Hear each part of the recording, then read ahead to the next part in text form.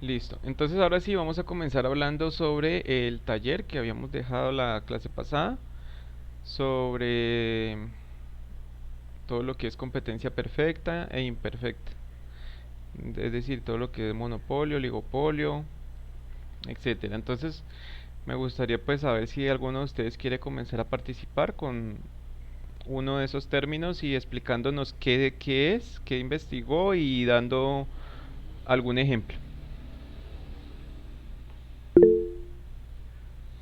Buenas noches, Erika, ¿cómo estás?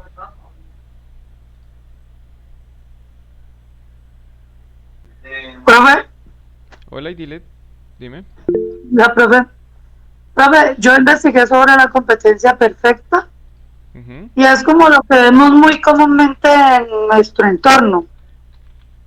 Es como cuando, por ejemplo, se vende un mismo producto en mi sector. Ejemplo, en la tienda de barrio venden papas de pollo, en la otra tienda de la esquina venden también. Eso es como lo que yo entendí, pero, o sea, como que no afectan sí las ventas. No sé si entendí mal esa definición. Ujú. ¿Cómo dice la definición que investigaste? O sea, yo lo hice a lo que yo entendía. Es cuando se vende un mismo producto en el mismo sector. Ejemplo, la tienda de la esquina vende papas de pollo y la tienda de la otra esquina vende las mismas papas. Esa fue como mi definición. Ajá. O sea, hay productos, en la competencia perfecta los productos son homogéneos, ¿cierto? Sí, Y, sí. y se supone que pues los competidores, todos los competidores tienen la misma, es decir, ninguno tiene ventaja sobre los demás, sino que todos tienen como una misma cantidad disponible de productos para ofrecer, o sea, todo es Sí. como exacto, como un mercado ideal, pues. Ajá. Algo como para, como se dice comúnmente, no tirarse el uno al otro. Si usted vende, pues yo también puedo vender, algo así, ¿no? Exacto, sí. ¿Y tú crees que eso se cumple en nuestro sistema? En algunos sectores de pronto. ¿Tienes algún ejemplo? Mm, por ejemplo, lo que yo di, el ejemplo de las tiendas. Pero en alguna tienda, usted, por ejemplo, aquí por ejemplo, donde yo vivo, en el pueblo donde yo vivo, aquí en la vereda lo consigo a un precio. Y en el pueblo central lo consigo a otro precio. El mismo producto, pero puede ser en algunas partes 100 o 200 pesos más baratos que en otras. Ujú. Esa sería Exacto, como la diferencia. Pero es claro. el mismo producto. Exacto, entonces no hay competencia perfecta en ese caso, porque pues, si lo puedo conseguir, es decir, si cada proveedor me va a dar un precio distinto, entonces Mm, porque no hay homogeneidad, ¿cierto? sí, pero como le digo, en este caso sería porque es una distancia relativa. Ya, por ejemplo, cuando yo vivía en Cali, sí iba de una tienda de esquina a esquina, era el mismo precio. Ajá. Entonces, no sé ahí. Sí, exacto, es que conseguir ejemplos de competencia perfecta es más difícil porque Sí. pues digamos, es como un modelo económico que actualmente no se suele dar. Anteriormente era más común que todo el mercado fuera homogéneo, que todos los productos fueran igualitos, los precios, o sea, todo era Ajá. perfecto, pero ya pues ahora pues, los avances tecnológicos y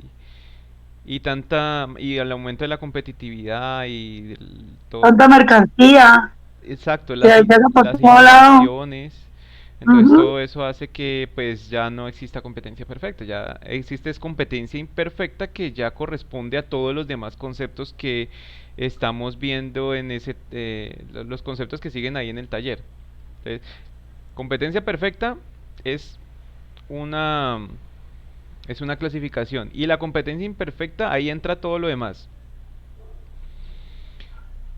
Listo, Ah, entonces bueno. pasemos al siguiente, monopolio. ¿Quién quiere hablar sobre monopolio? Yo, profe, Yo, profe. Diana, Diana o Isabel, a ver, pónganse de acuerdo. Bueno, comencemos. Diana. A ver, Ahí sí todas, ahí sí todas. Ahí sí, ¿no? Bueno, comencemos entonces con Diana, pues, que a Diana hace rato no la veía Bueno, por aquí en la clase. sí, señor.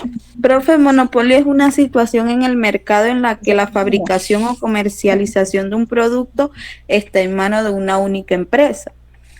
Sí, Por ejemplo, un ejemplo, Facebook, servicio de redes sociales.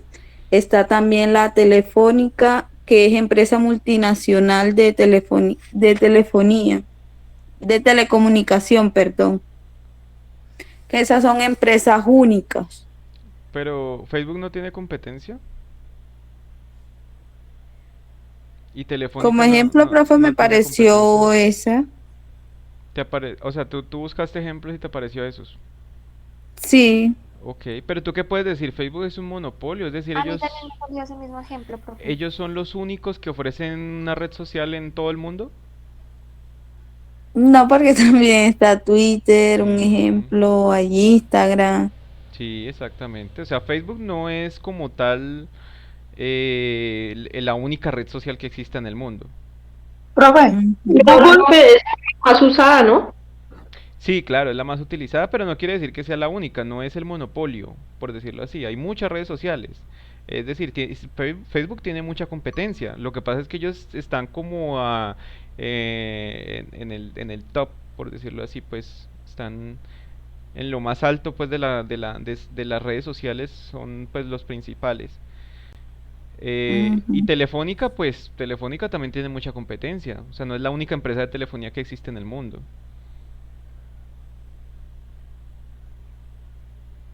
profe, Dime. y por ejemplo, Google, ese es el más utilizado para búsqueda en Internet, pero Ujú. eso también tendría como cierta competencia con otros buscadores. Sí, Google no es el único buscador que existe. Lo que pasa es que es el más utilizado. Eh, y Google también tiene muchos servicios, ¿no? Tiene proveedor de correo, tiene Pero domina. servicio de mapa. Es dominante, claro, es dominante, Exacto. pero no es... Es difícil decir que es monopolio porque existen muchas más empresas que ofrecen los mismos servicios, solamente que no son tan populares, no son tan utilizadas. Entonces no podríamos hablar de que Google sea un monopolio. De hecho, actualmente es muy difícil hablar de monopolios porque existen leyes antimonopolio. No sé si de pronto en lo que ustedes investigaron se dieron cuenta de eso, que existen leyes que prohíben el monopolio, porque o sea, lo que normalmente tienden a buscar las economías es que haya libre competencia en el mercado. Entonces, pues no es justo que exista que se dé pues de que solamente exista pues, una sola empresa que esté a cargo de determinado producto o servicio. Sin embargo, Profe, sí se pueden dar algunos casos, dime. también está la firma de explotación y comercialización de diamantes. No sé si esa tendrá ya competencia. Ni idea, no sé cuál es. Profe, Dime. profe, un ejemplo de monopolio sería una planta eléctrica o planta de agua en una ciudad. Y lo que usted estaba diciendo sobre que las leyes y la cuestión, los monopolios hoy en día, si se dan, son a corto plazo y son pocos. A corto plazo porque a largo plazo puede aparecer una nueva o se puede sustituir porque esas están avaladas por el gobierno o tienen algún favoritismo, Ujú. o está regulado por el gobierno, pero ellos son monopolios a corto plazo, porque a largo plazo pueden cambiar o crear otra empresa, sea de agua o de luz. Sí, exactamente, así es. Entonces no suelen durar mucho. Isabel, ¿qué ibas a decir? Yo consulté sobre el monopolio, que los consumidores no pueden optar por un bien o servicio sustitutivo, ya que no existe la competencia. Por ejemplo, el monopolio de la producción de combustibles en el país y se constituye como un monopolio natural debido a que la compañía que puede vender con menos costo en el mercado debido a la naturaleza misma de la producción, Ecopetrol. Ujú. Ecopetrol es el monopolio en la producción de combustibles del país. Es decir, no existe Pero otra empresa que produzca petróleo en el país. no, Ok, pero, ¿qué Entonces vas a es un decir? monopolio. Pero yo encontré algo que me causó curiosidad, que dice que la Coca-Cola tiene el monopolio mundial de los refrescos, aún estando Pepsi como competidor, ya que Coca-Cola es el refresco gaseoso por excelencia, tanto como derivados, Sí. como Fanta, Agüis, y están muy por encima y son mucho más económicos que en su competencia directa. O sea, a pesar de que hay más gaseosas, pero estos se denominan como el monopolio de gaseosas, Ajá. Coca-Cola. ¿Eso es así? ¿Entra ahí? Lo que pasa es que monopolio, como estábamos hablando, o sea, monopolios absolutos es muy difícil encontrar por lo que existen leyes antimonopolios. Sí han existido muchos en la historia, sobre todo antes de que existieran esas leyes antimonopolio, existían muchos monopolios, pero ahorita monopolios absolutos es difícil encontrar. Entonces, por eso es que cuando una empresa tiene dominio de demasiado porcentaje de mercado, que abarca demasiado mercado, entonces se le suele considerar un monopolio, pero pues no es, en términos estrictos de la palabra, no es estrictamente un monopolio, porque para que sea monopolio tiene que ser la única, tiene que haber La única. un Por eso solo es un proveedor, monopolio absoluto. monopolio Por absoluto, sí. ejemplo, acá en Nariño, nosotros tenemos monopolizado a Bianca. Solamente era de las únicas empresas acá en el aeropuerto que era Avianca, entonces los costos de los tiquetes eran muy altos, pero ahorita apenas llegó otra empresa nueva, porque ellos tenían, eso era un monopolio de Avianca, porque era la única. Claro. Pues yo, por ejemplo, creería que un ejemplo que podemos ver más como a menudo de un monopolio claramente absoluto es, por ejemplo, las empresas de acueducto de alcantarillado de los que prestan servicio de luz en cada municipio. Entonces, en cada municipio, normalmente, pues no sé si ustedes me dirán si en algún caso de donde ustedes viven haya más de uno, pero normalmente es uno solo. Una sola empresa presta el servicio de acueducto, alcantarillado y lo que es luz y lo que es gas, creo que también. Por lo menos acá en Cali, pues la empresa se llama Empresas Municipales de Cali y es la única empresa que presta servicio de agua y luz. Y la de en gas, zona pues gas urbana. es de Occidente, sí, en la zona urbana, exactamente.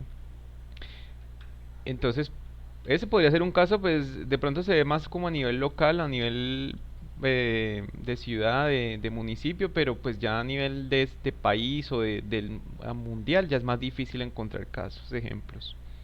Profe, ¿Sí? un caso de monopolio casi perfecto, diría yo, es Microsoft, Ujú. ya que este tiene las licencias de los paquetes que son Excel, Word y PowerPoint, todo esto, son los únicos, son como que los únicos exportadores de estos paquetes o estas licencias. Pues, bueno, de pronto si hablamos de en cuanto al sistema Office, digamos que el sistema Office es algo propio de Microsoft, sí, es verdad. No quiere decir que no tenga competencia, porque ahí, o sea, ese software pues tiene diferentes, existe pues también diferentes software que tratan de imitarlo, así como la Coca-Cola, ¿no? Que existe diferentes empresas que tratan de imitar la Coca-Cola, pero pues el original siempre va a ser el original, así como Apple. Apple es competencia de Microsoft, competencia directa. Apple también tiene su software y pero la mayoría de las personas que utilizan Apple también utilizan, por ejemplo, el- el- la, la- instalan Office, que es de Microsoft, en sus computadores Apple, la versión que es para Apple. Instalan la versión que es para el sistema Mac. Entonces, pero pues no quiere decir que no existan competidores. O sea, Microsoft tiene competidores. Lo que pasa es que es predominante en el mercado. O sea, tiene un control mm, muy amplio. O sea, casi absoluto. Profe, ¿Sí? o sea que las cajas de compensación, esa sería monopolio absoluto porque solo hay en cada ciudad hay una sola. Por ejemplo, acá en Nariño hay Pero una sola. hay varias empresas de caja de compensación. Acá en Nariño no, una sola. Ok, pues sí, exacto. Pueden haber ciudades. Por ejemplo, en un pueblito, imagínense en un pueblito donde haya solamente digamos, una panadería, bueno, sí puede ser, Profe, digamos, solamente hay una panadería en todo el pueblito, entonces esa panadería tiene el monopolio del pan en ese pueblo, ¿cierto? Cosas así, de pronto a nivel de ciudad, de pueblo, así, en ese se puede ver más fácil. profe, así pasa aquí donde yo vivo con lo del acueducto.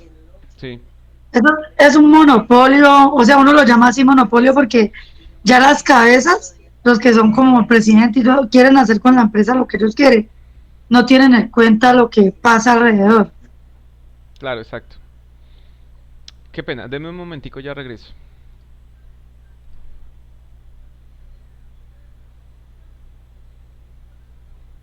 Hey, buenas tardes, ¿cómo va? Regáleme un momento, pero la idea era que no le hubiera enviado eso, sino simplemente era porque usted lo mirara, porque lo estoy reconfirmando ya con calma. En 15 minutos le envío ya definitivo todo.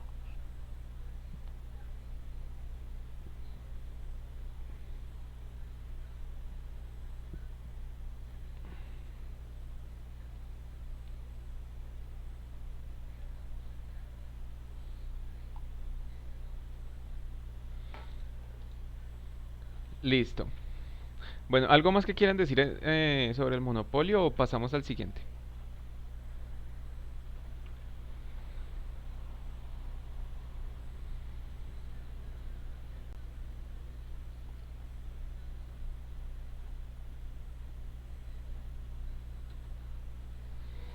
Bueno, entonces hablemos ahora de la competencia monopolística. ¿Quién quiere hablar sobre eso?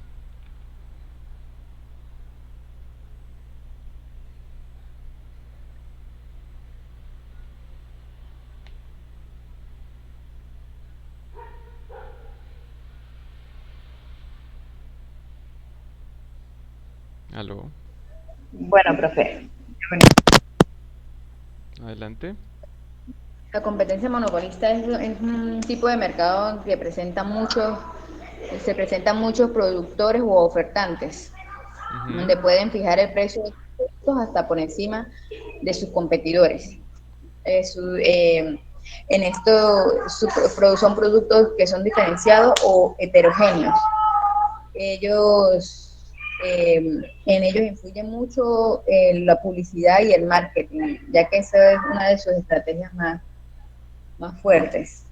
Un ejemplo sería la Pepsi y la Coca-Cola, ¿verdad? ujú, correcto. Como ya estábamos hablando anteriormente que la Coca-Cola es un monopolio, es uno de los mejores refrescos y la Pepsi es otra, es una de sus competencias más directas, ya que pues los dos son grandes marcas. Ujú. Y entonces hay una competencia monopolista porque pueden haber otras marcas de refresco o de gaseosa, pero siempre ha predominado la Coca-Cola y la Pepsi. Bien, ¿alguien más? Profe, yo ahí encontré un ejemplo que es los fabricantes de los auriculares. Sí. O sea, hay muchas marcas de auriculares y cada marca, por así decirlo, se encarga de diferenciar ya sea por las características que cada auriculares tiene. Ujú. Y depende a eso, definen el precio de los mismos. Bien, ¿alguien más? Profe, yo quiero hacer un pequeño aporte. Dale. Y como decía la compañera, una de las características son que los productos son similares, pero el diseño, la calidad, bueno, la duración, son diferentes, son completamente distintas. El ejemplo que yo puse en este caso fue el tema de las lociones. Y un ejemplo bueno, pues esto es como un dato curioso, eh, que hizo famoso el la fragancia Chanel número 5, fue porque en una entrevista le preguntaron a Marilyn Monroe que se aplicaba para descansar y ella efectivamente dijo que ya se aplicaba Chanel número 5. Entonces eso hizo que eh, tuviera en el mercado una posición alta esa fragancia, esa loción. Ujú, correcto. Bien, ahora hablemos del oligopolio. ¿Qué es el oligopolio y qué ejemplos pueden dar?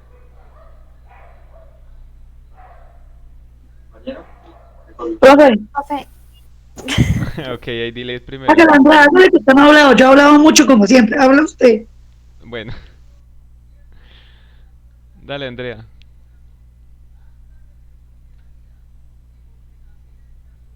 Andrea no quiso hablar. ay, perdón, profe, creí que había activado el micrófono. Bueno, Yo hablando acá sola. Ya hable, hable. Dice, es cuando en el mercado existen pocos distribuidores, poca oferta y demanda de productos y estos se reúnen para producir más y sacar más productos al mercado y así obtener más ganancias. ujú, Yo puse como ejemplo ahí Walmart, que son tiendas y supermercados. ujú. Bien, ahí dile. Le Profe, yo conté. ejemplo puse en oligopolio los helados, Ajá, ¿por qué?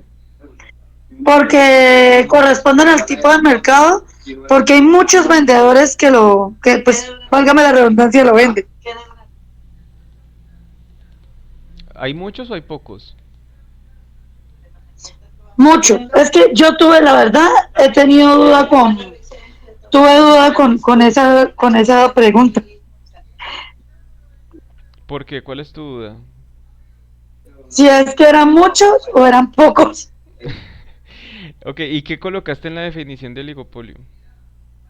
Profe, yo puse, quiere decir que en el mercado existen varios vendedores los cuales venden el mismo producto. Ejemplo, helados corresponden a este tipo de mercado. Mm, ok, o sea que tú lo entiendes como que son muchos vendedores. Sí, señor, eso fue como lo que yo entendí y pues estoy confundida. Y ahora que la compañera habló, pues me dejó más confundida. Andrea, ¿tú qué le puedes decir a Aidilene? Señor. Andrea, explícame. Lo que yo entendí es que hay pocos distribuidores, o sea, no hay como que mucha oferta del producto. Entonces, ellos, los que hacen este producto, se reúnen entre sí para así poder sacar más productos al mercado, poder vender más. Pero, o sea, es una reunión de productores. Eso entendí yo. Ajá. ¿Y los demás qué dicen? ¿Oligopolio es que hay muchos vendedores o pocos? Profe, pocos, o pues es lo que yo puse, es lo que yo leí. ¿Puedo leer mi definición? Dale. Esta situación es diferente a las anteriores, ya que en el mercado existen un número de vendedores muy reducido. Por esta razón, estas pocas empresas son las que dominan el mercado. En ocasiones los productos son diferentes u homogéneos, el mismo servicio, diferente marca. Otras características es que aquellas que quieren entrar al mercado tienen barreras para entrar. Existe interdependencia de decisiones y por último ellas tienen las influencias en los precios. Un Sí. ejemplo que yo tomé en este caso fue el mercado de los celulares, de los smartphones, que principalmente hay cuatro empresas que manejan o dominan este mercado, que es Samsung, iPhone, Huawei y Xiaomi.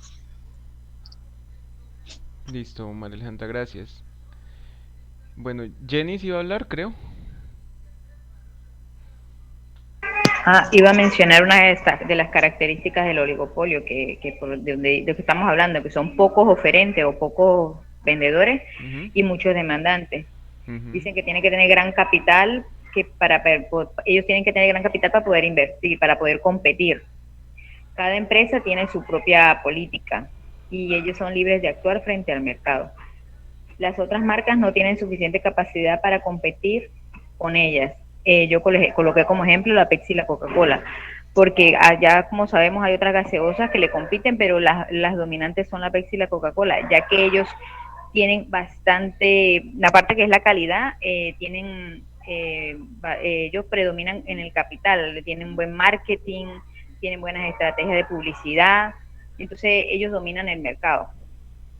Entonces, para poder estar ahí, ellos que tienen que tener capital, tienen que ser una empresa consolidada y para poder, o sea, dominar el mercado. Ujú, listo. Isabel,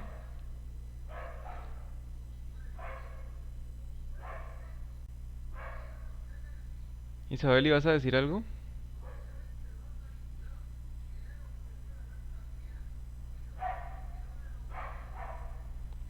Bueno, Sí, profe. dale. Yo consulté que es la situación del mercado en la que el número de vendedores es muy reducido, de manera que controlan y acaparan las ventas determinadas de un producto como si fuera monopolio. Algunos grupos privados apoyados por el Estado organizan un auténtico oligopolio económico y financiero. Así es. Entonces, en el oligopolio tenemos pocos proveedores de un producto o servicio. Y lo que ustedes dicen es cierto. Muchas veces esos pocos se ponen de acuerdo para manipular los precios a su favor. Entonces arman como unos, no sé cómo es que le dicen, como unas mafias, como em, unos grupos, pues se ponen de acuerdo, pero de manera clandestina para manipular los precios de los productos. Eso, si no estoy mal, creo que se vio hace años, no me acuerdo cuándo fue, con los fabricantes de papel higiénico. Se descubrió que ellos se habían puesto de acuerdo, muchos de ellos, los principales pues, se pusieron de acuerdo para subir los precios todos al tiempo. O sea, todos al tiempo subían los precios del papel, creando así pues una inflación en ese producto o un aumento de precios eh, de manera artificial. Ok, Diana, está bien, que te vaya bien. Te recomiendo ver la grabación. Profe, Sí, ¿me dime. escucha? Dice una característica que me llamó mucho la atención es que dice que estas empresas compran a otras Mm, o se sí, fusionan o se para fusionan. formar un oligopolio. Así es, también es cierto. Entonces es como una condición similar, pues como lo más parecido que a veces llegamos a ver a un monopolio es el oligopolio, pues en términos generales es como la condición más parecida. Ok, ahora pasemos a lo contrario. Eh, bueno, pues sí, lo opuesto de monopolio. Monopsonio, ¿qué es el monopsonio? Yo, profe, Ivonne Riaño, dale. se caracteriza porque es un único demandante del mercado, denominado también como el monopolio del comprador, un mercado donde existe un solo comprador o demandante. Debido a esto, este mercado posee una competencia imperfecta. Ujú. Los ejemplos que yo puse fue obra pública, industria de armamento pesado y uniformes especiales para bomberos. Esos son los más típicos, exactamente. ¿Alguien más? A ese ejemplo también cabería, profe, el de los policías. Sus uniformes, sus trajes, sus chalecos. Claro, es la única institución que compra esos productos. Sí, el gobierno. Exacto. Las entidades del gobierno generalmente forman ese tipo de mercados de monopsonio porque pues, son los únicos que demandan determinada cantidad de productos o servicios. Nadie más. Entonces es como los casos más típicos. Profe, Dime. una característica muy importante es que, por ejemplo, como el demandante tiene el poder, el poder, pues esto afecta directamente al precio, que Mm, está por debajo del punto de equilibrio. ujú, exactamente, claro. Y ahora el oligopsonio. Ah, bueno, dime, ¿qué ibas a decir, Jenis? Que es una competencia imperfecta. Exactamente, es imperfecta. De hecho, todos los conceptos que estamos viendo son competencia imperfecta menos el primero. El único donde hay competencia perfecta es el que hablamos de primero. Ya de ahí en adelante todo es imperfecta. Listo. ¿Y el oligopsonio qué sería? Yo, profe, Dale. Es un tipo de mercado donde existen muy pocos compradores de un determinado bien o servicio. Algunas de sus características son modificaciones que se realice una de las empresas que, que se realice una de las empresas compradoras repercutirán en el resto. Suele darse en la comercialización de productos homogéneos.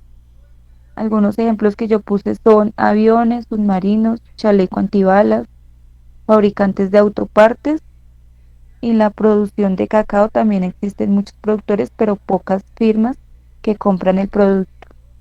Exactamente. Entonces, eso es el, el oligopsonio. ¿Alguien más quiere comentar sobre ese punto? Profe, yo ahí puse como ejemplo la producción de tabaco. ¿También entra? Producción de tabaco, ¿en qué sentido? Explícanos.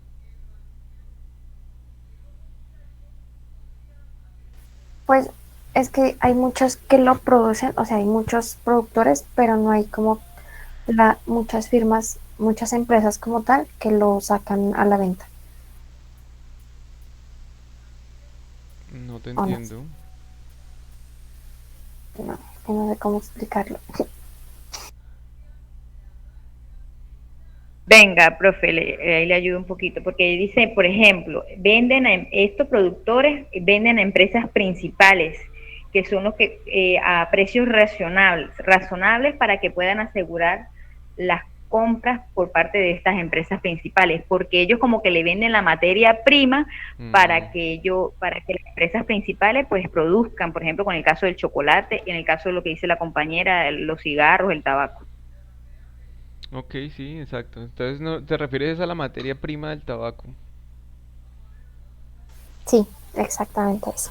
Listo, sí, son pocas empresas las que compran esa materia prima para la fabricación de sus derivados. Listo, sí, es correcto. Ah, bueno, listo. Entonces, eso era todo el taller. Pues, eh, todavía no me he puesto a revisarlos, pero pues veo que investigaron. Espero que no haya sido copiar y pegar de internet. Obviamente, si hicieran eso, pues ahí pues no les voy a poder calificar porque pues no son ideas de ustedes, ¿no? Eso no vale. Lo que vale es lo que ustedes me hayan escrito con sus palabras. Ayer les estuve entregando los exámenes, no sé si tengan alguna duda o, o algo que preguntar sobre eso o ya está todo claro.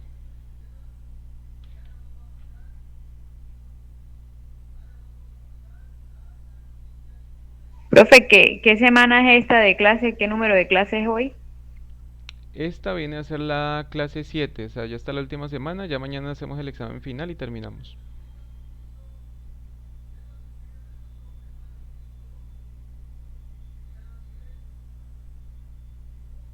Se pasó rápido este módulo. Y sí, ¿cierto? Tiene Profe, que decir que ya mantengo ocupada. Ajá. profe, el examen final va a ser sobre qué? Lo que hemos visto, pues en parte teoría y en parte práctica. Entonces, cálculos, o sea, por ejemplo, de elasticidad, eso no lo hemos evaluado. Em, por ejemplo, todo lo que es utilidad marginal, que es lo que vamos a ver hoy. Y ¿qué más? Ah, elasticidad cruzada, tampoco lo hemos visto. Entonces, pero tranquila que eso no es nada complicado, no te preocupes. Bueno, pero si han aprendido algo en este módulo, ¿o qué opinan?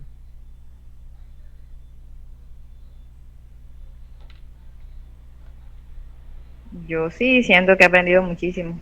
Y eso que se nos pasó el tiempo volando. ¿Sabe por qué, profe? Porque como hemos estado en debate, nos hemos puesto a investigar, entonces interactuamos y se nos ha hecho ese feedback todo, como que uno aprende más. Claro, exactamente, eso es lo chévere. Y bueno, eso me gusta que sí estén aprendiendo, que sí sientan que les está sirviendo pues lo que hemos explicado. Bueno, entonces, de un momentico yo organizo algo acá y ya, ya continuamos entonces con la explicación de lo que, del tema de la clase.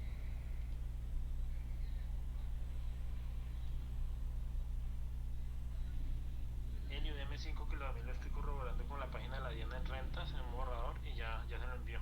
Igual, ¿cuánto tiempo le queda? Aquí queda perfecto.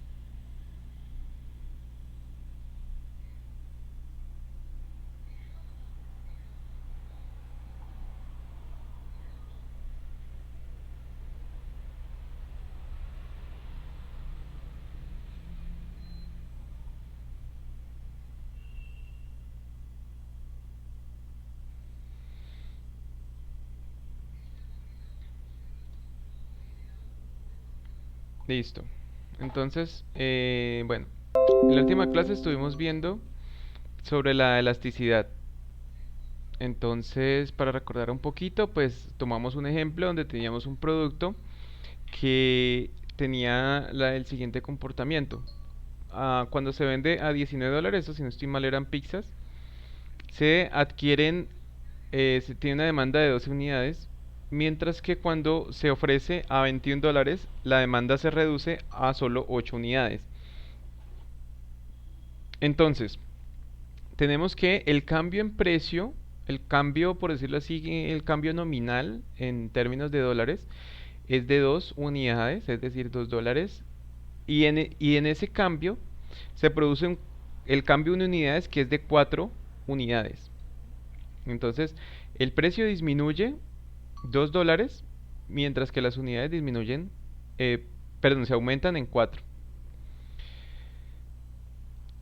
Pero entonces, para poder sacar el cambio porcentual de cada uno, tanto en precio como en unidades, pues tenemos que determinar un precio promedio y unas unidades promedio. Entonces, el promedio lo determinamos simplemente pues calculando el inicial y el final dividido en 2, y lo mismo en las unidades promedio, también unidades iniciales y finales dividido en 2, y pues entonces eso nos da que el precio promedio es de 20 y las unidades promedio son de 10. El cambio porcentual en precio, por tanto, sería entonces de 10%, es decir, el cambio que hubo realmente fue de $2, dividido el precio promedio entre esos dos valores es de $20, es decir, un 10% de variación. Mientras que el cambio porcentual en unidades fue del 40%, porque las unidades variaron 4 unidades sobre un promedio de 10 unidades, que es lo que tenemos entre 8 y 12, el promedio es 10. Y hay una variación de 4, entonces 4 sobre 10 me da 40%. Por tanto, si yo digo que tengo un cambio en precio del 10% y la respuesta en unidades es de un cambio del 40%, entonces ¿qué tipo de elasticidad estamos hablando ahí? ¿Es elasticidad alta o elasticidad baja? O sea, elástica o inelástica, básicamente.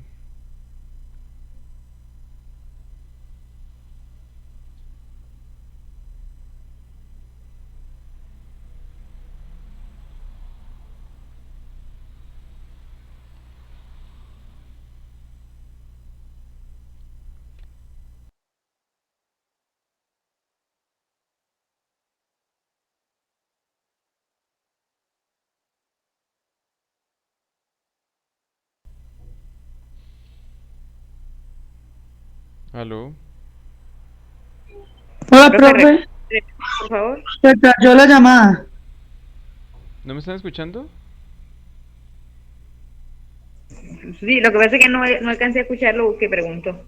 Ok, la pregunta es que si tenemos un cambio en el precio, digamos, en este caso se presenta en este producto un cambio en el precio del 10%, y ante ese cambio en el precio las unidades cambian en un 40%.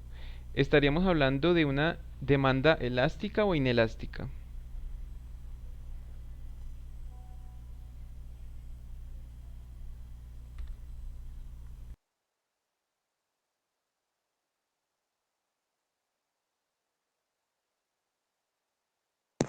Profe, la clase pasada no estuve, pero por lo que veo es una elástica porque hay una variación en los porcentajes. Porque hay una variación en los porcentajes, dices tú. Bueno, y los que estuvieron en la clase Porque, pasada, dime, qué me ibas a decir?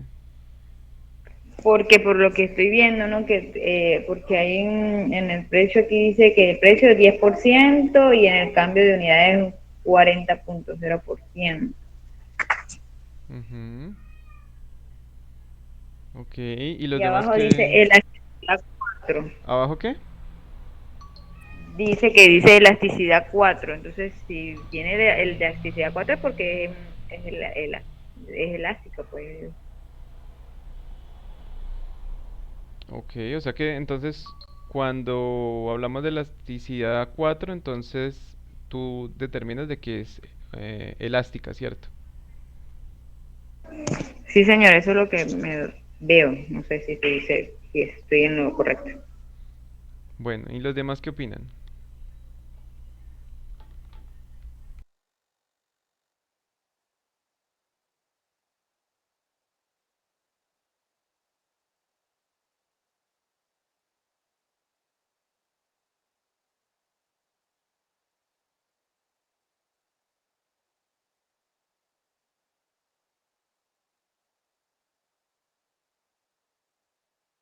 Profe, y una cosa que estoy viendo es que, por ejemplo, al principio el precio estaba en 19 y habían 12 unidades.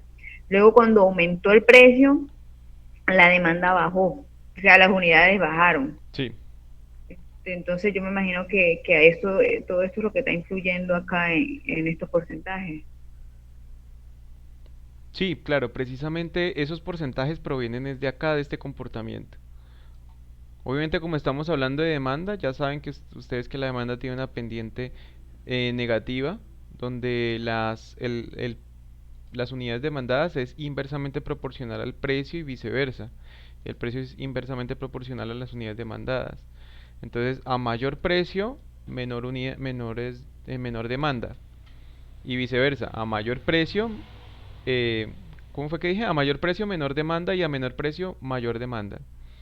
Entonces de ahí es donde provienen estos porcentajes. Entonces estamos hablando de que el precio cambió un 10%, pero las unidades cambiaron un 40%.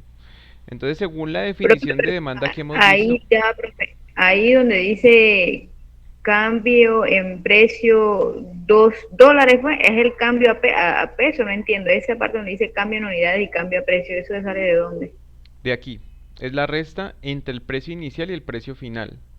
Es decir, estamos hablando de que tenemos una línea, una línea de demanda, mejor dicho, una línea recta, una recta de demanda, que está conformada solamente por dos precios y sus correspondientes unidades. Acuérdense que cuando nosotros hemos visto aquí la curva de la demanda, nosotros normalmente lo hemos utilizado varios valores para las cantidades y cada uno corresponde a un precio, ¿no? Y eso es lo que traza esta curva de aquí. Aquí lo estamos reduciendo solamente a una línea entre dos puntos nomás.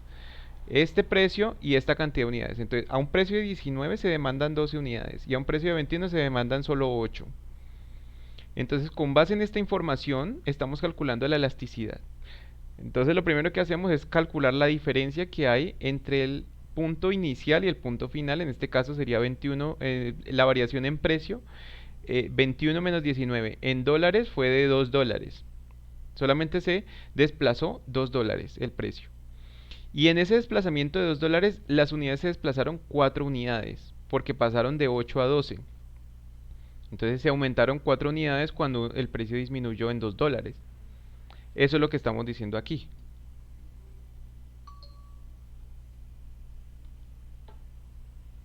Ok, pues.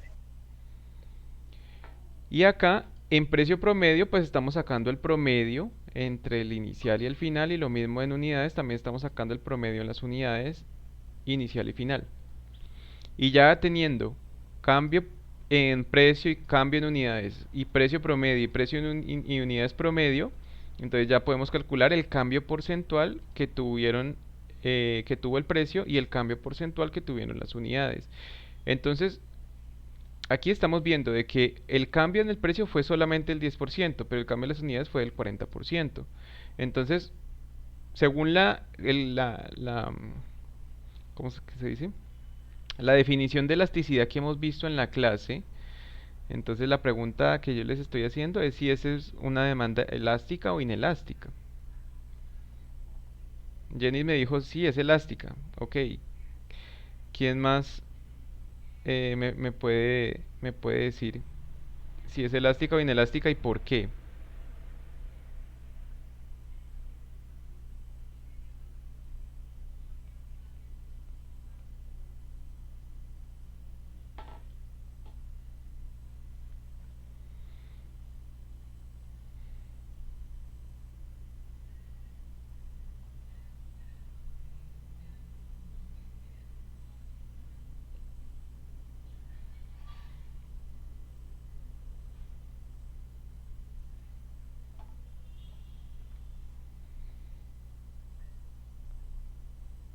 Profe, pues es que en la reacción al precio, al aumentar el precio, baja la demanda. Sí. Bueno, Eso es que es elástico. ¿quién me recuerda el concepto de elasticidad? ¿Qué significa? ¿Qué significa demanda elástica? Yo, profe, Dime. aquella en la cual un leve cambio en el precio genera una fuerte reacción en los compradores. En este tipo de demanda, la estrategia para incrementar las ventas es bajando el precio. Ok, sí, eso es lo que está en las diapositivas. Entonces, estamos hablando de que un leve cambio en el precio, por ejemplo en este caso un 10%, genera un gran cambio en la demanda, en las unidades demandadas. Entonces, este es un caso en el que hay elasticidad, porque un cambio de solamente el 10% generó, en el precio generó un 40% de variación en las unidades. Entonces, en este caso tenemos una elasticidad de 4 y lo que dice Jenny es cierto. Si tenemos una elasticidad de 4 quiere decir que es un producto, una demanda muy elástica, porque la elasticidad, si ustedes recuerdan, se compara con 1. Entonces, si la elasticidad, si este resultado de aquí me da igual a 1, quiere decir que la demanda es unitaria, es decir, por cada punto que aumenta el precio, aumenta un punto la cantidad de unidades demandadas, o disminuye, perdón, disminuye un punto la cantidad de unidades demandadas, se comporta de manera paralela. Si es mayor a 1, quiere decir que es una demanda elástica, como en este caso, es decir, que tiene una reacción, una fuerte reacción ante el comportamiento del precio. La demanda tiene una fuerte reacción al comportamiento del precio. Si el precio sube un poquito, la demanda baja muchísimo. Si el precio baja un poquito, la demanda sube muchísimo. Mientras que en la inelástica pasa todo lo contrario. Cuando es menor a 1, quiere decir que por más que el precio suba, la reacción de la demanda va a ser muy leve. Es decir, se reduce, pero no se reduce mucho, se reduce un poquito. Y, y por más que el precio baje, la demanda puede que suba, pero no sube mucho, sube muy poquito. Entonces, en este caso, pues podemos ver, vamos a plantear pues diferentes escenarios para ir viendo cómo se va comportando la demanda en cada caso. Digamos que si yo tuviera el cambio, digamos que el precio se mantiene igual, o mejor dicho, que en esta variación que tenemos aquí del precio las unidades permanecen iguales. Digamos que el precio estaba en 21, lo disminuyo a 19 y las cantidades siguen siendo 8. Fíjense cómo se comporta esta línea. Queda una línea completamente vertical y la elasticidad me dice que es 0. Entonces, si tengo una elasticidad de 0, ¿qué quiere decir? Que esta demanda, ¿qué tipo de elasticidad tiene? Según lo que acabamos de ver.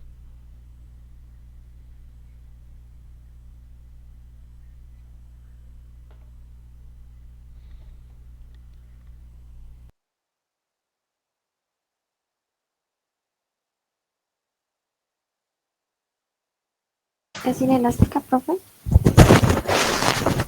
Exactamente, es inelástica, porque a pesar de que el precio se está moviendo, las unidades no tienen mucha variación. Es más, si yo le pongo aquí, por ejemplo, 9, ahí, por ejemplo, ahí ya pasó por encima de 1, ya cambió por encima de 1.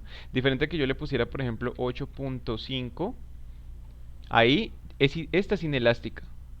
porque está por debajo de uno. Y la pendiente, fíjense cómo la pendiente es más empinada. Entonces eso me indica de que es una demanda inelástica porque el cambio en el precio, por ejemplo en este caso un cambio en el precio del 10% generó un aumento en la demanda de solamente el 6%. Entonces la variación en la demanda no fue mucha en comparación con la variación en el precio. Entonces este sería un caso de una demanda inelástica, así, o así como lo teníamos. Esta sería completamente una demanda completamente inelástica donde por más que yo esté subiendo el precio, la demanda sigue igual. Como hablábamos, por ejemplo, en algunos casos de algunos Profe, productos. Dime. una pregunta, ¿cómo hago para saber el precio promedio y las unidades promedio? Ok, pues para saber el promedio entre dos números, lo único que hace es sumarlos y dividirlos entre dos, en este caso, pues entre el número de datos que tienes. En este caso tenemos solamente dos datos, entonces, pues el promedio sería sumar y dividir entre dos. Así se calcula un promedio. Si tuviéramos tres datos, sería sumar los tres datos y dividirlos entre tres. Si tuviéramos cuatro, sumar los cuatro y dividirlos entre cuatro.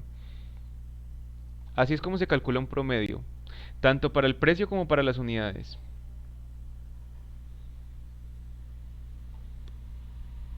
Gracias. Bueno, ahora vamos a ver el caso contrario. Digamos que volvamos esto aquí a 12. Ahora vamos a decir que el precio es el que se va a quedar quieto y las unidades van a cambiar. Entonces, ¿qué pasa si yo tengo aquí el precio, lo mantengo en 21, pero hay un cambio en las unidades? Ahora voy a tener esta línea completamente horizontal. ¿Por qué? Porque el precio se mantiene igual, pero sí hubo un cambio en el número de unidades. ¿Y eso qué me va a generar? Pues una elasticidad infinita, por eso me da error, porque yo no puedo dividir un número sobre cero. El cambio en el precio fue cero, 0%. Pero si yo divido un número entre cero, pues me da un número infinito, no se puede calcular, entonces es una elasticidad infinita. Es decir, que es completamente, es una demanda completamente elástica, o sea, infinitamente elástica, pues, por decirlo así. Obviamente, pues para que esto no me dé error, yo lo que haría sería colocar una variación en el precio, pero muy pequeña. Por ejemplo, le pondría 21.2, por ejemplo. 21, no, mentiras, ahí tengo es que reducirlo. Pondría 20.9 o 20.8. Listo, ahora sí. Entonces, fíjense cómo la elasticidad se vuelve, pues, muy elevada, ¿no? Entonces, se hace demasiado grande porque un cambio en el precio solamente cambió un 1% y con ese 1% las unidades cambiaron un 40%, o sea, la gente se volvió loca, por decirlo así, pues, o sea, disminuyeron solamente un 1% el precio y todo el mundo fue a comprar y se aumentó un 40% la demanda, entonces eso hace pues de que sea una demanda completamente elástica.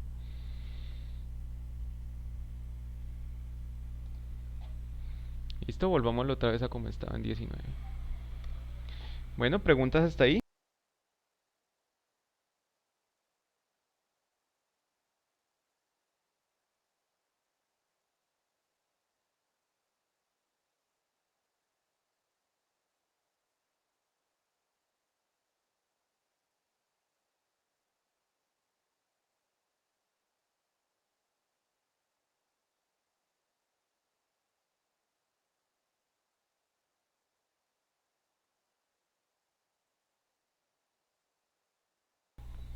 Bueno, entonces, ¿no hay más preguntas? Pasemos entonces ahora sí a revisar lo que es la demanda cruzada. Para medir la influencia de un cambio en el precio de un sustituto o complemento utilizamos el concepto de elasticidad cruzada de la demanda. La elasticidad cruzada de la demanda es una medida de la sensibilidad de la demanda de un bien ante el cambio en el precio de un sustituto o de un complemento. Acuérdense entonces lo que nosotros hemos hablado sobre bienes sustitutivos y complementarios. Lo hemos mencionado por encima, aunque no, digamos, no hemos profundizado mucho en el tema, pero ya más o menos les expliqué lo que significa. Cuando el resto de los factores permanece constante, para calcular la elasticidad cruzada de la demanda empleamos la siguiente fórmula. Elasticidad cruzada es cambio porcentual en en la cantidad demandada sobre cambio porcentual en el precio de un sustituto o un complemento. Bueno, alguien que me recuerde qué es un sustituto y qué es un complemento. Y un ejemplo.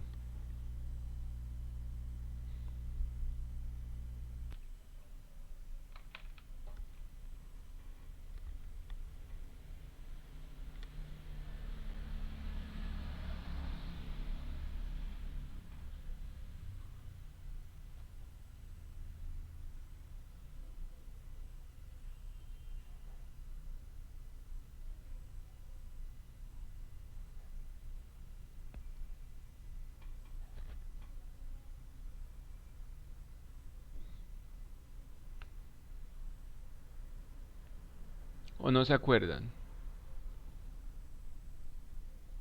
La verdad no, profe. No, profe. Ok, entonces, un producto sustituto, pues bueno, su propia palabra lo dice y ustedes ya lo han mencionado aquí varias veces. Entonces, por ejemplo, mencionaban que en el caso de la Coca-Cola, un sustituto puede ser la Pepsi. En el caso de, por ejemplo, ¿qué otro fue que mencionaban ustedes ahorita?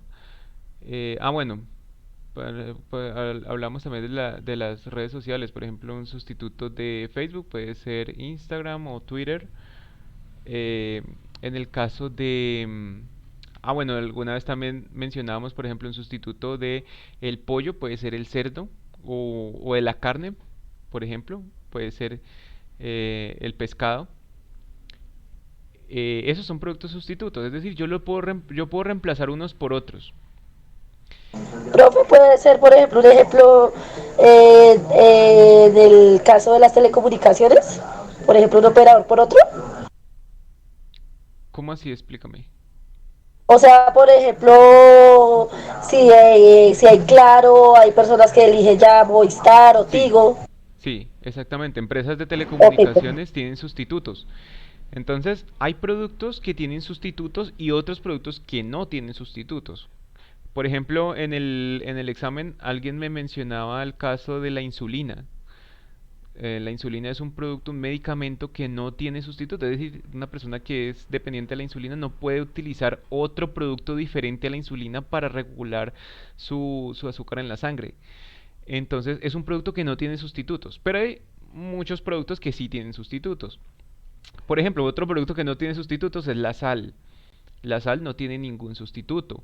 La gasolina, digamos que es un producto que los carros que solamente funcionan con gasolina no se puede sustituir por algún otro producto.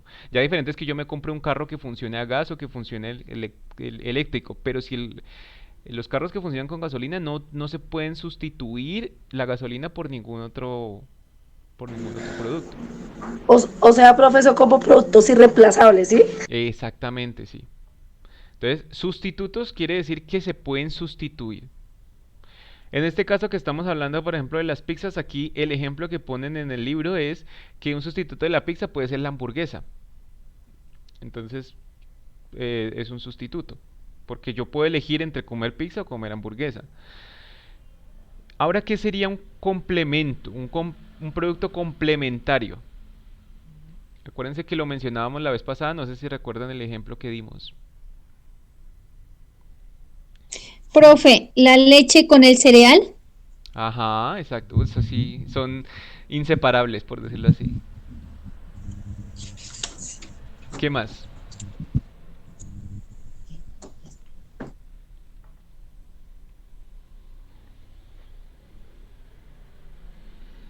Puede ser la leche con el chocolate, ¿o no? Sí, claro, el chocolate normalmente se prepara con leche, entonces también va a ser son productos complementarios. El ejemplo que ponemos La aguja y el hilo. Ajá, muy bien. La panela y el café. Ok, también, aunque bueno, de pronto La leche y el café. yo diría que más bien el ejemplo que pusimos la clase pasada era la leche y el café, pero más que la panela y el café, yo creo que sería el azúcar y el café. Creo que es más cercano. Más bien hablaríamos de la panela y el limón, esos sí pueden ser más bien más complementarios que la panela y el café. Esos son productos complementarios. Entonces, si ven que no es tan complicado, es la misma palabra lo indica, ¿no? Sustitutos y complementarios. En este caso, pues hablamos, en el ejemplo están mencionando de que un producto complementario para la pizza sería, por ejemplo, la gaseosa, una bebida embotellada. Entonces, vamos a analizar ambos casos. ¿Qué pasa, por ejemplo, con las hamburguesas y qué pasa con los precios de las bebidas embotelladas? Y con eso, pues vamos a analizar la elasticidad cruzada de la demanda. Entonces, la elasticidad cruzada de la demanda puede ser positiva o negativa. Cuando se trata de un sustituto es positiva y cuando se trata de un complemento es negativa. Entonces ya vimos que pueden existir casos en los que la elasticidad sea negativa.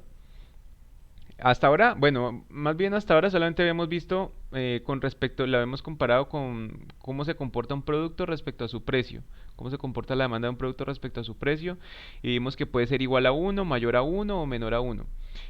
Pero cuando ya lo comparamos con otro producto, entonces ahí pueden existir casos en los que sea negativa, como en el caso pues de los productos complementarios. Entonces hablemos primero de sustitutos. Suponga que el precio de la pizza es constante y se compran 9 pizzas por hora. Entonces el precio de la hamburguesa sube de 1.5 a 2.5 dólares. No hay ningún otro factor que influya en los planes de compra y la cantidad de pizzas compradas aumenta a 11 por hora. Entonces, lo que está pasando aquí es que el precio de la pizza es constante y se compran 9 pizzas por hora. Y vamos a suponer entonces que el precio de la hamburguesa sube de 1.5 a 2.5 dólares. Y que no existe ningún otro factor que influya en cuanto a la cantidad de pizzas que se compran, pero esa cantidad de pizzas demandadas aumenta a 11 por hora. Es decir, estaba en 9 y aumentó a 11. Pregunta, ¿por qué aumentó la cantidad de pizzas, la demanda de pizzas de 9 a 11? ¿Quién me dice por qué aumentó de 9 a 11 en este caso que estamos hablando aquí? Por el aumento de los precios de la competencia. Exactamente. Entonces recuerden que un producto tiende a ser elástico, una demanda tiende a ser elástica cuando no tiene sustitutos cercanos. La pizza es un producto que sí tiene sustitutos cercanos. Hay muchos alimentos que pueden reemplazar a la pizza. En este caso estamos hablando de la hamburguesa. Entonces, si suben los precios de las hamburguesas, pues va a aumentar la demanda de pizzas. Entonces, hay una correlación entre ambas cosas. Sube el precio de la hamburguesa, entonces como está tan cara la hamburguesa, entonces la gente prefiere comer más pizzas, dejar de comer hamburguesas y reemplazarlo por pizzas. Entonces, eso hace que la demanda de pizzas vaya aumentado de 9 a 11. El cambio en la cantidad de demanda es la nueva cantidad, 11 pizzas, menos la cantidad original, 9 pizzas. Es decir, se aumentó la demanda en 2 pizzas. La cantidad promedio es de 10, porque 9 más 11 me da 20, dividido en 2 me da 10. Entonces el promedio es 10 y la variación fueron 2 unidades. Por tanto, la cantidad demandada de pizzas aumenta en un 20%, que es dividir 2 sobre 10, eso me da 20%. Entonces aquí ya tenemos la variación porcentual en las unidades de las pizzas. Ahora vamos a calcular la variación porcentual en el precio de las hamburguesas.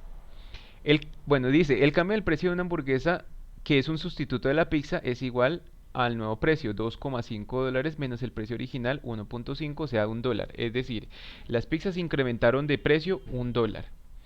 El precio promedio es de 2, porque 2.5 más 1.5 me da 4, dividido en 2 me da 2. Entonces el precio promedio es 2 y la variación del precio fue $1.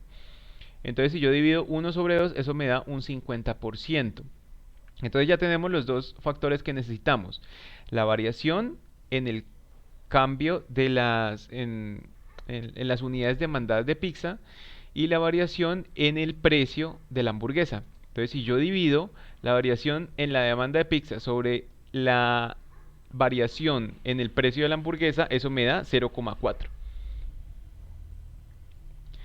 Entonces si hablamos de 0,4, estamos diciendo que es pues la elasticidad cruzada entre estos dos productos es de este valor. Entonces quiere decir que eh, por cada punto que incremente el precio de las hamburguesas, el precio de perdón, las cantidades demandadas de las pizzas eh, se van a incrementar en un 40%, porque 0.4 en términos porcentuales me representa un 40%. En la figura 4.6 ilustra la elasticidad cruzada de la demanda. Como las pizzas y las hamburguesas son bienes sustitutos, cuando el precio de una hamburguesa sube, la demanda de pizzas aumenta. La curva de la demanda de las pizzas se desplaza hacia la derecha de D de 0 a D1, de demanda 0, que es esta, la azulita, a la demanda 1, que es la rosadita. Debido a que un aumento en el precio de las hamburguesas provoca un incremento en la demanda de pizzas, la elasticidad cruzada de la demanda de pizzas con respecto al precio de las hamburguesas es positiva. ¿Por qué es positiva? Porque ambas se incrementan al tiempo. Aumentó el precio de la hamburguesa, entonces también aumenta la demanda de pizzas porque la gente se pasa hacia las pizzas. Esto hablando en un mundo donde solamente existan dos comidas rápidas, ¿no? Donde solamente exista pizza y hamburguesa, no existen nada más. No existen perros, no existen lasañas, no existe nada. Solo existen hamburguesas y pizzas. Entonces, como solamente existen dos productos en todo el mercado, entonces si sube el precio de la hamburguesa, pues la gente se va a pasar a las pizzas. Entonces la elasticidad cruzada de la demanda con respecto al precio de las pizzas es positiva porque incrementa el precio de las hamburguesas, por tanto incrementa la demanda de pizzas. Tanto el precio como la cantidad cambian en la misma dirección, ambos suben. Entonces, ¿qué va a pasar? Aquí lo estamos viendo. El precio de una hamburguesa, que es un sustituto, sube. Entonces la elasticidad cruzada es positiva porque se genera una nueva curva de demanda en las pizzas hacia el lado derecho. Y eso me genera pues una mayor demanda de pizzas por el hecho de que se haya incrementado el precio de las hamburguesas. ¿Preguntas hasta allí?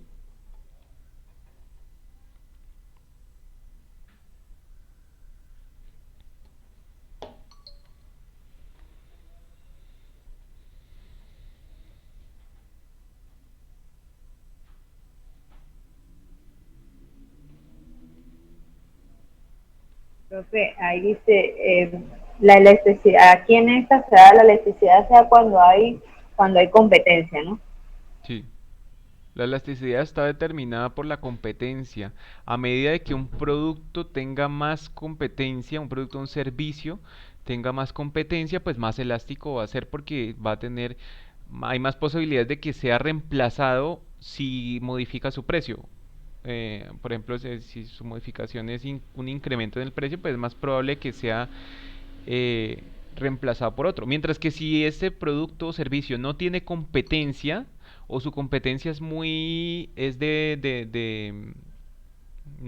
es, ¿cómo se dice eso? No es eficiente la competencia, es decir, no alcanza a cubrir todos los requerimientos, entonces pues su elasticidad va a ser muy baja, va a tender a ser más inelástico porque por más que suba o modifique su precio, su demanda va a tener más o menos la misma cantidad.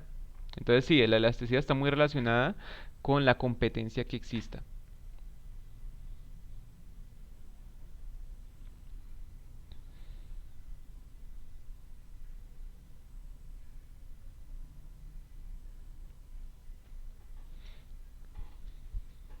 ¿Qué más? ¿Más preguntas?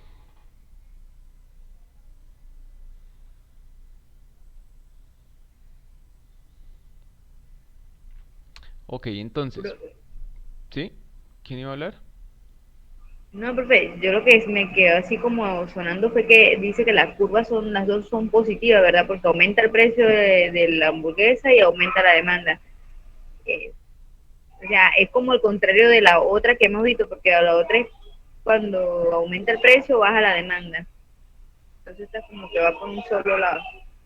Ah, no, pero es porque estamos hablando, claro, si hablamos solamente de la hamburguesa, ahí se cumple lo que tú estás diciendo. Sube el precio de la hamburguesa y baja la demanda de hamburguesas, ¿cierto? Porque estamos hablando de un solo producto. Pero aquí cuando hablamos de elasticidad cruzada, estamos hablando cómo se comporta la demanda de un producto ante el cambio del precio en otro producto que es sustituto.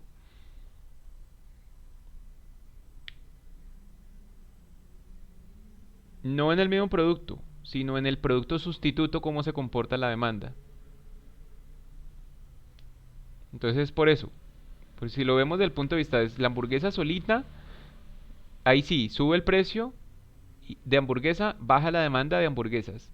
Pero el precio, perdón, la demanda de las pizzas se incrementa. ¿Por qué? Porque ahora la gente deja de consumir hamburguesa, entonces comienza a consumir pizza. Entonces, las hamburguesas son sustituto de la pizza. Cuando el precio de las hamburguesas sube, la demanda de pizza aumenta y la curva de demanda de pizza se desplaza hacia la derecha de D0 a D1. La elasticidad cruzada de la demanda es positiva. Ahora veamos qué pasa con un producto complementario. Las bebidas embotelladas son un complemento de la pizza. Cuando el precio de una bebida embotellada sube, la demanda de pizza disminuye y la curva de demanda de la pizza se desplaza hacia la izquierda, de D0 a D2. La elasticidad cruzada de la demanda es negativa para los productos complementarios. Entonces, si yo tengo un producto complementario, como por ejemplo una bebida embotellada, que es un complemento de la pizza, entonces si sube el precio de las bebidas embotelladas, entonces probablemente baje la demanda de las pizzas. Entonces ahí vamos a tener una relación inversa, porque ya no es que, como en el caso de la hamburguesa, que el precio de la hamburguesa sube y sube la demanda de la pizza, no. Ahora es, si sube el precio de las bebidas embotelladas, entonces disminuye la demanda de las pizzas, por tanto su elasticidad cruzada sería negativa, porque es un comportamiento opuesto. Dice, en la parte de complementos dice, ahora supongamos que el precio de la pizza es constante y que se compran 11 pizzas por hora. Volvamos entonces a las 11 pizzas por hora. Entonces, el precio de una bebida embotellada sube de 1.5 a 2.5. Ningún otro factor que influye en los planes de compra cambia. Y las cantidades de pizzas compradas ahora bajan a 9 unidades por hora. Entonces, el cambio en la cantidad demandada es el opuesto al que acabamos de calcular.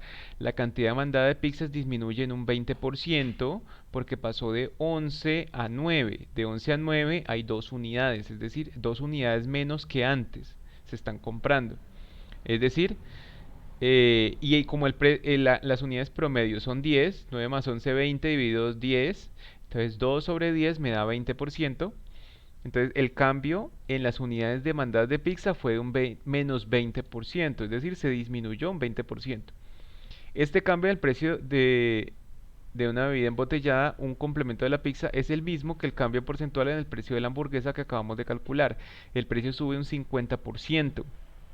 Por tanto, la elasticidad cruzada de la demanda de pizza respecto al precio de una bebida embotellada es, entonces, menos 20%, es decir, la demanda de pizzas disminuyó en un 20% ante un aumento en el precio de las gaseosas de un 50%, entonces quiere decir que su demanda cruzada es de menos 0,4. En este caso nos da una elasticidad cruzada negativa.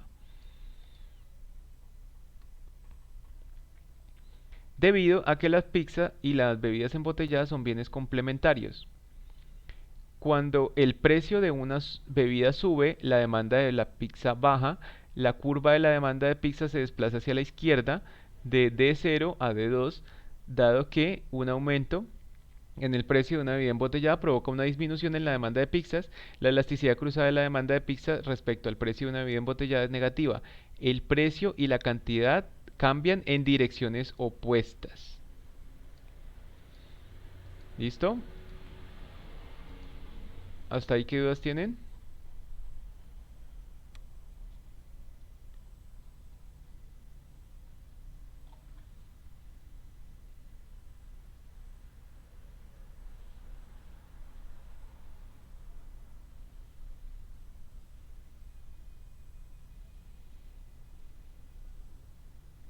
¿Quién está perdido hasta ahí de lo que hemos leído?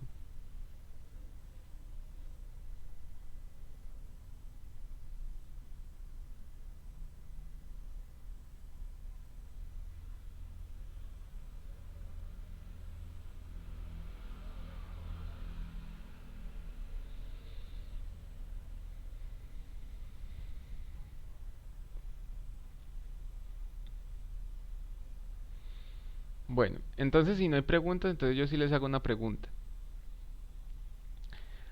Ya que hemos entendido este concepto de la elasticidad cruzada y que de hecho se relaciona precisamente con el tema de las bebidas embotelladas, que en estos días estábamos hablando de que se va a incrementar un impuesto a las bebidas embotelladas. Entonces, ¿qué impacto creen ustedes que vaya a tener eso en el consumo de comidas rápidas? El hecho de que se incremente, de que se le agregue un impuesto a las bebidas embotelladas. ¿Creen que eso va a tener algún impacto en el consumo de comidas rápidas o creen que no lo afecta? Sí, profe, va a tener un impacto que van a bajar la ingesta de comidas rápidas. Ok, entonces, No, ¿sí? no, profe, yo pienso que no, porque la gente busca otras opciones de bebidas. Ok, exacto. Las bebidas, en este caso estamos hablando exclusivamente de bebidas azucaradas, ¿no? Entonces, las bebidas azucaradas tienen otros sustitutos, ¿cierto? Entonces, eso es Sí, profe. lo que tú estás mencionando. Ok, ¿quién tiene una opinión diferente?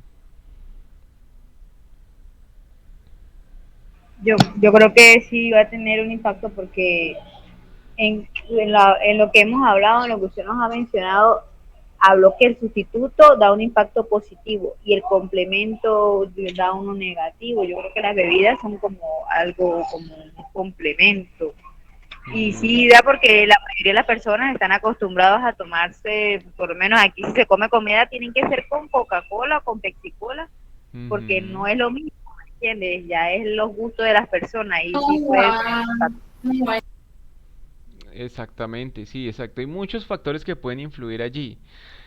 De acuerdo con lo que hemos visto y si hablamos de que, suponiendo en el caso de que, pues lo que dijo la compañera es cierto, es decir, las bebidas azucaradas tienen sustitutos, es decir, yo podría sustituir, por ejemplo, una gaseosa por una botella de agua o lo podría sustituir por eh, una limonada natural sin azúcar, es decir, un jugo que yo me prepare en mi casa, lo podría sustituir por cualquier cosa.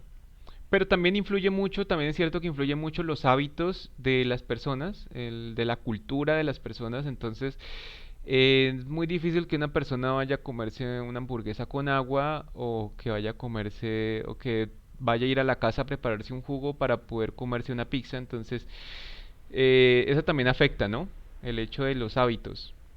Entonces, si mm, suponiendo de que en ese escenario, pues los, los productos sustitutos de las bebidas azucaradas no son eficientes, es decir, no son muy eficientes para sustituir ese producto.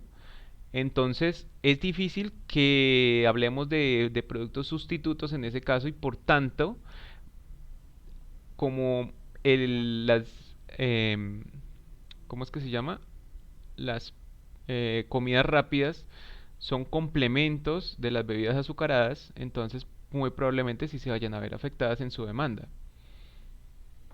Ahora, ya tendríamos que entrar a revisar otro tema y es el tema socioeconómico, porque pues muchas personas, a pesar de que, de que incrementen el precio de determinados productos, igual lo van a seguir consumiendo porque de pronto tienen el poder adquisitivo para hacerlo o simplemente por el hecho de que como es algo, por decirlo así, adictivo, lo que es el azúcar es tan adictivo y los productos procesados, entonces puede ser que eso también genere un efecto de inelasticidad en la demanda, en el sentido de que es algo similar a lo que pasa con los cigarrillos.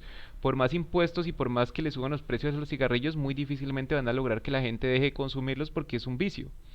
Así como la comida rápida, así como las bebidas azucaradas, todo eso son vicios.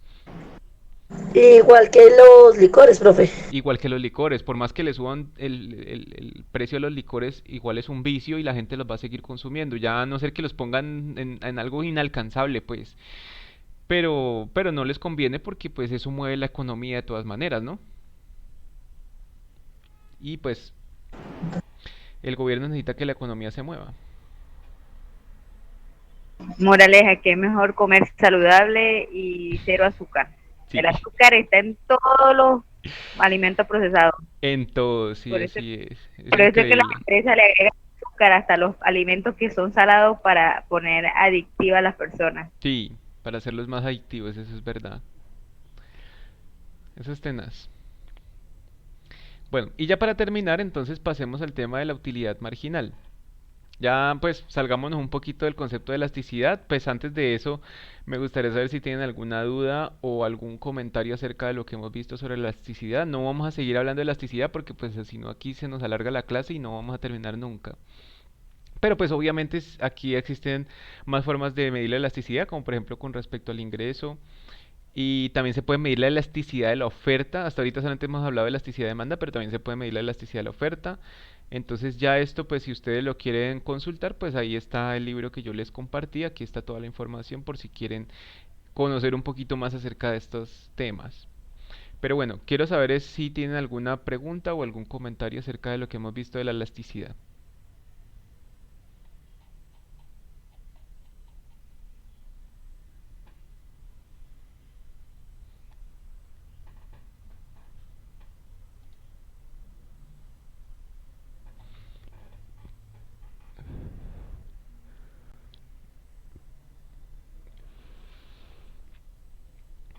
Bueno, si no hay preguntas, entonces pasemos a hablar de la utilidad marginal.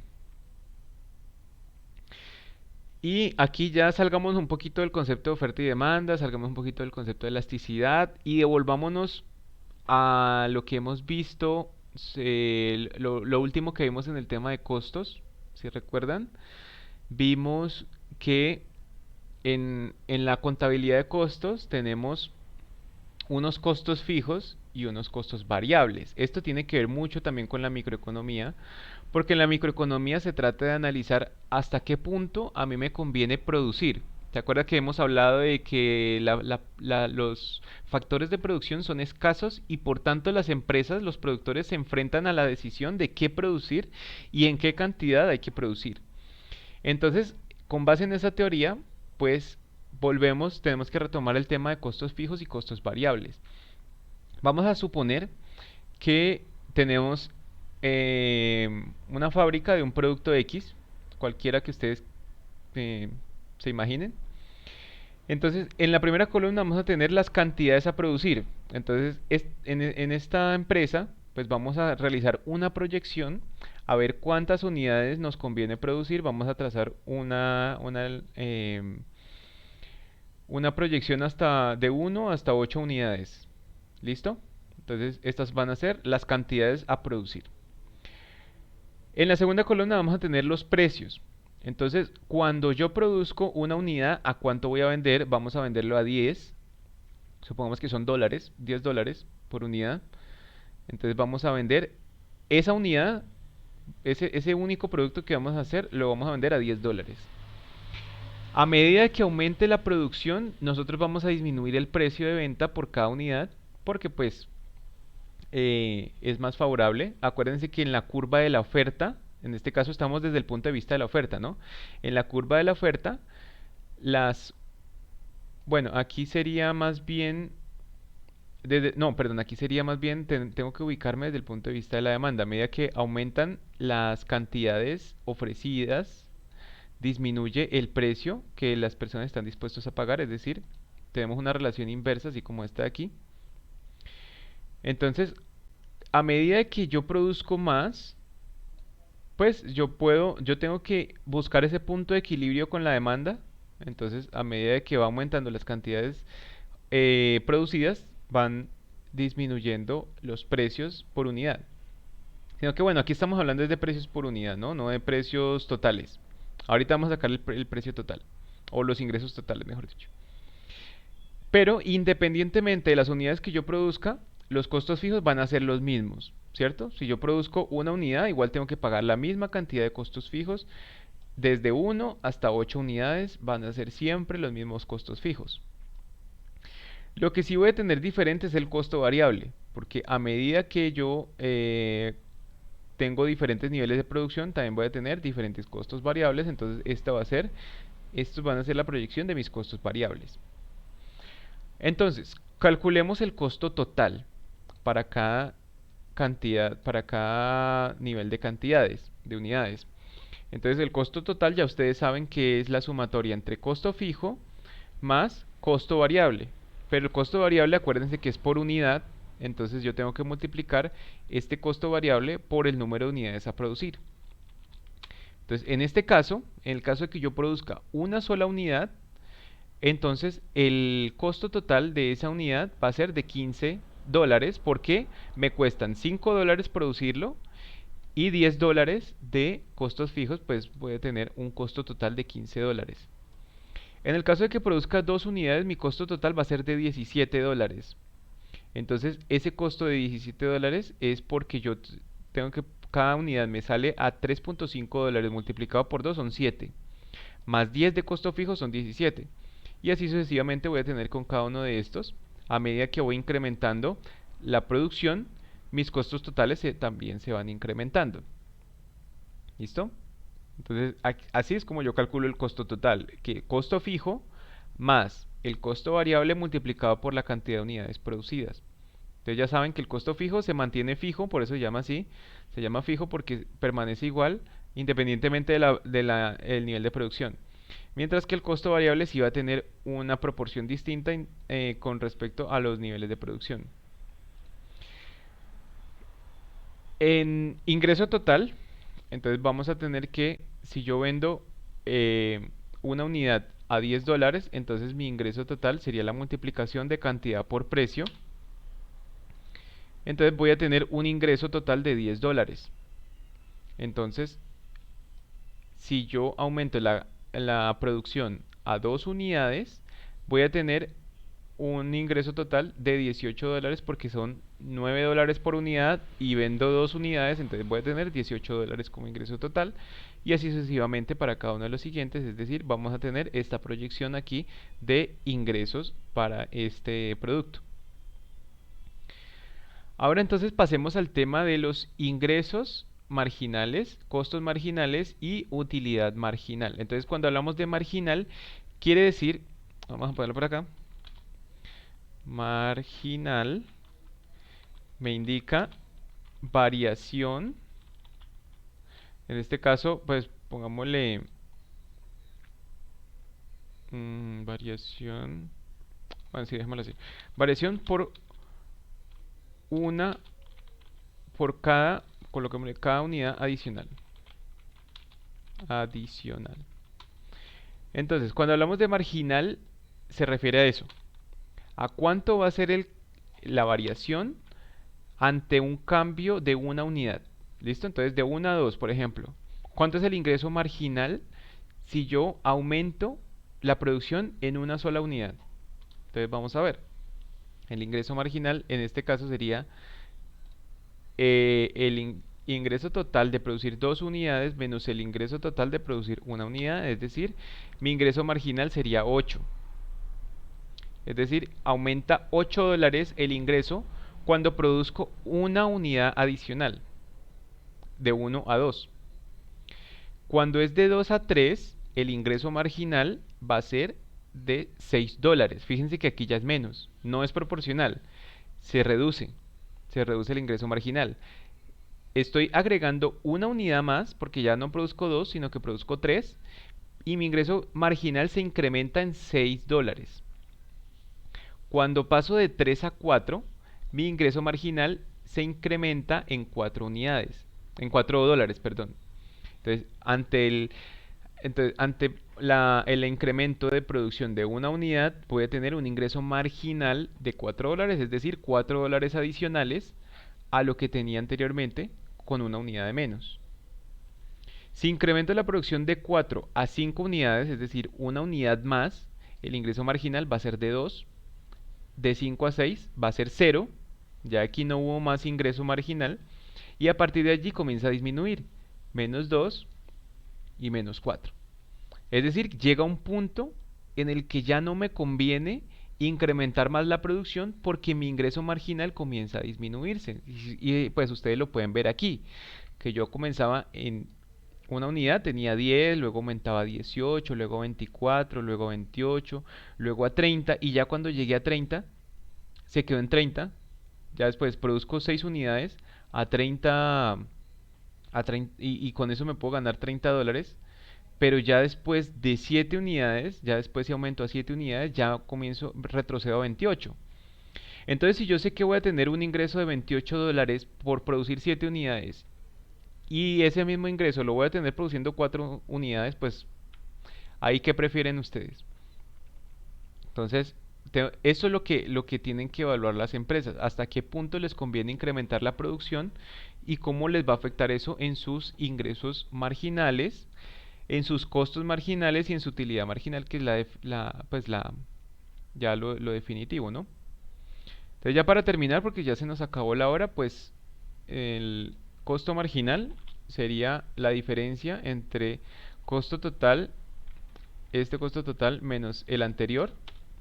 Entonces cada vez que aumento una unidad, ¿cómo se ve reflejado eso en mi costo marginal? Entonces a medida que voy aumentando el número de unidades, el costo marginal también se va incrementando.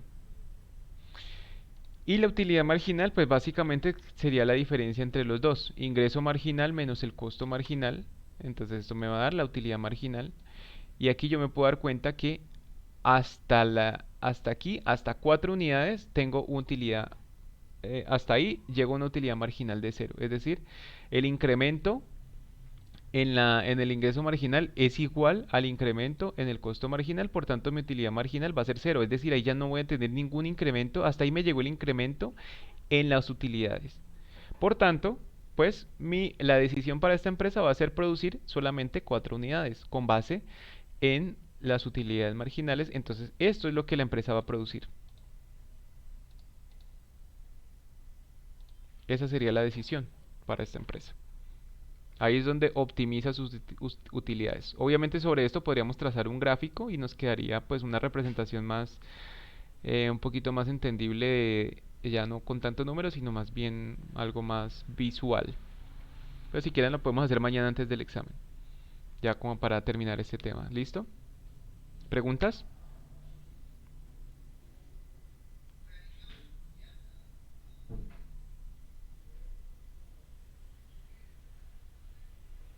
Profe, el examen tenemos que entregarlo de una vez. Mm, podría ser. No, profe, yo creo que va a tener que ser como hemos hecho anteriormente, porque aunque sea un día para uno Pero es que repasar. ustedes ya están muy mal acostumbrados porque ya me están entregando las actividades ya la semana siguiente. Casi el mismo día pues de la clase. Entonces vamos a No, ver. pero aunque sea otro día, porque Pues mañana cuadramos eso. Pero preguntas del tema de la clase.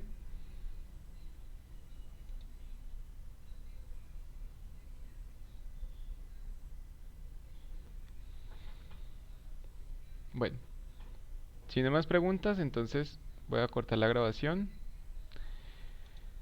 Y entonces